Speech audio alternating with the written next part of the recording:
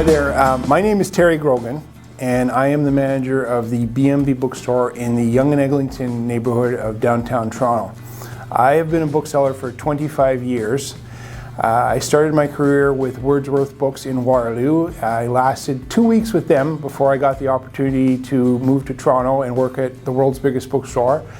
I was with the world's biggest bookstore for 3 years before I was recruited to manage the BMV bookstore that was opening at Yonge and Eglinton in 1998.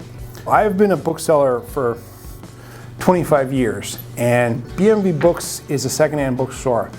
And one of the unique things about being a secondhand bookstore is you get to see not just this season's new releases, but you get to have some perspective on books from over the years.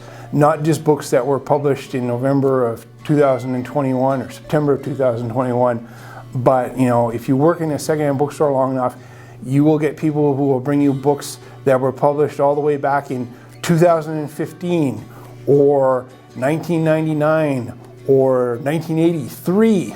So sometimes I feel like working in a secondhand bookstore and seeing the books as they come in, I'm almost like the institutional memory of my industry. I get to see all the different books and what has worked and what hasn't worked. So I've developed some pretty firm ideas about Canadian literature, what works for Canadian literature, and what you would even call Canadian literature in the first place. I'm always skeptical when I see a Canadian author who's published a novel and for no reason other than the commercial aspect, it's set in Chicago or it's set in Los Angeles. I feel that an author who publishes a novel that is set in London or Moscow, it's almost like they're trying to write Canadian literature, but they don't have any confidence in their ability to tell an interesting story about Canada, or they don't have any faith that there's an audience for Canadian stories. I really believe that if you look at the Canadian literature that works, it's always got a really strong sense of place. Whether it's Mordecai Rickler writing about Montreal, or if it's Margaret Lawrence writing about the prairies, whether it's Alice Munro writing about small town southern Ontario, or Margaret Atwood writing about urban Toronto, whether it's Robertson Davies writing about the Kingston, Upper Canada, Canadiana, Ontario, or if it's David Adams Richards writing about New Brunswick, Nova Scotia. To me, the novels that have stood the test of time in Canadian literature are always the ones that have the strongest sense of place. Somebody told me one time that everybody has read a novel that takes place in Chicago or London, England, not London, Ontario. And nobody's ever read a novel about where your hometown is.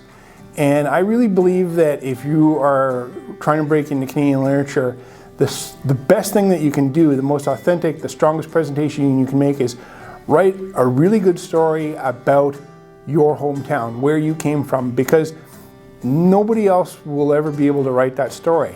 We've all read New York and Chicago and Boston, but I have more respect for someone writing a story about a disaster off the coast of Newfoundland. A ship goes down and a family is affected when the father is lost at sea, or somebody growing up in the prairies, something that's authentic to a time and to a place.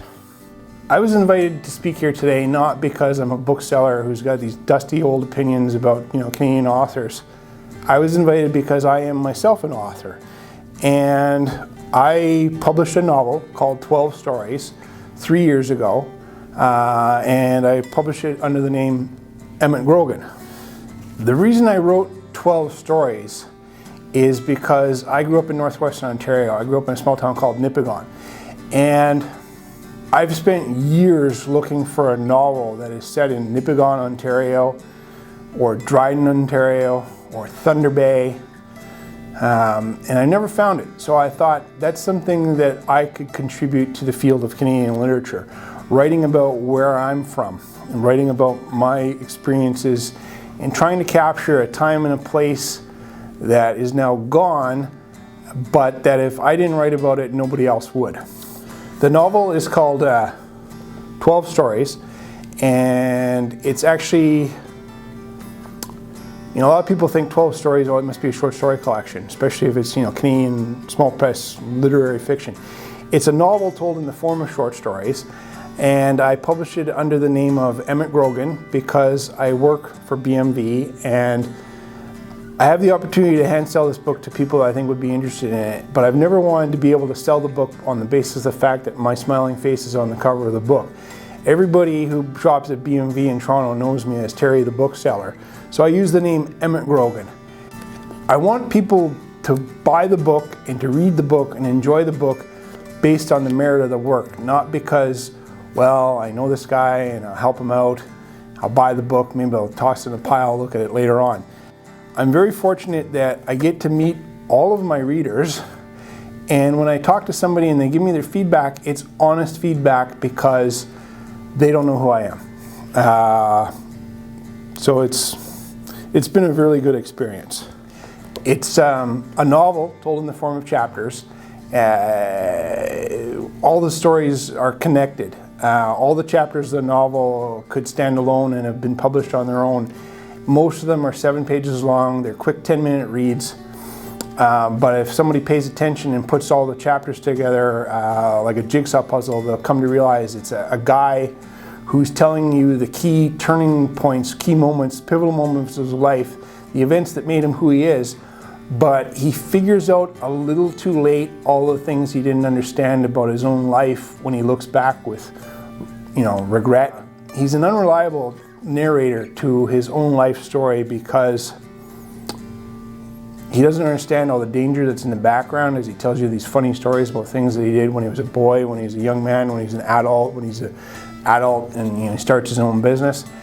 He's an unreliable narrator to his own life story, and he's so unreliable that even though this is a novel told in 15 chapters, he called the book 12 Stories. I published this because I wanted to write about Northwestern Ontario. I believe anybody who has aspirations of writing, the first thing that you should consider is, what can I offer that nobody else can? And you can offer your own unique experience. Write about your hometown, where you came from, the people that you knew. They say all first fiction is autobiographical, but sometimes you see people that decide, I'm going to write about the life I wanted to have in Los Angeles or Rio de Janeiro or the fantasy of being in Paris. I'd be more interested in reading about somebody from Paris, Ontario than Paris, France, because to me, when else am I going to get the opportunity to read about somebody from Paris, Ontario? So the book was published 3 years ago, and I've had a fair amount of success with it. In the last 3 years, we've gone back to press 6 times. This is the 5th printing of the book with the red cover. This is the 6th printing of the book with the orange cover. And in the last 3 years, because I just deliberately decided to focus on writing about where I was from, the book was a finalist for the Northern Ontario Literary Award. I was able to have the book nominated for the Stephen Leacock Medal for Humour. And right now, the book is featured on the Scotiabank Giller Prize website under a promotion that they're doing called Craving Canlit. Craving Canlit 2020 is the current edition. And I'm extraordinarily proud of the fact that not only am I the first self-published author to make the Scotiabank Giller Prize website, I am the first self-published author to make the Scotiabank Giller Prize website 3 years in a row for the same book. If you go back and look at the Archives 2020, it has a green cover. If you look at the 2021 edition, it has the red cover. And if you look at the current edition, it has the orange cover. Rather than do a reading from the novel, most of the stories can be read in 10 minutes, but by the time I add all the pauses, it'll take me 20 minutes to read you a 10-minute story. I would encourage anybody who's watching this presentation to go to my website, emmettgrogan.com. The entire novel is posted in segments on the website. All 15 chapters of the novel are available for free. You can read it, on your computer. You can read it on your smartphone. I'm about the only guy who can't read it on a smartphone because I still use old style flip phone. EmmettGrogan.com, 2 E's, 2 M's, 2 T's, EmmettGrogan.com. The entire novel is available for free on my website. So I guess I would close this presentation by saying it's a real privilege to be invited to speak to this featured author presentation. I don't have a big publisher behind me, so I'm enormously grateful for the opportunity to speak to this video. You've got a really great public library here. Outside of Northwestern Ontario, this public library was one of the first public libraries in Southern Ontario to pick up my book, and I'll never forget that. But not only was this one of the first public libraries to pick up my book, this was one of the first public libraries to respond when I offered myself as a speaker. Thank you very much. I believe public libraries are very, very important. When I was a kid and I used to go to the public library, where else could you hang out on your own time and just pick up books? You know, you start off with Dick Tracy and Batman comic books, and then, you know, if you're lucky, you push on to Hardy Boys, and after that, Stephen King and Isaac Asimov. But there are very few places that when you're younger, you have the opportunity to just go in and choose for yourself what you're interested in. I have public libraries to thank for teaching me the importance of reading for pleasure. I really believe that if you are not reading for pleasure by the time you're 12 years old, you're probably not going to pick it up in your 20s. So public libraries have been very supportive of my book. This specific library has been extraordinarily supportive of my book, and I'm grateful for that, and I think everyone should support their local public library. Thank you for watching this video, and thank you for reading. If you get an opportunity to check out EmmettGrogan.com and you want to share your thoughts, I can be reached through the website. And if anybody here is on Goodreads and you want to have an opinion, you can always rate or review the book online. Thank you very much.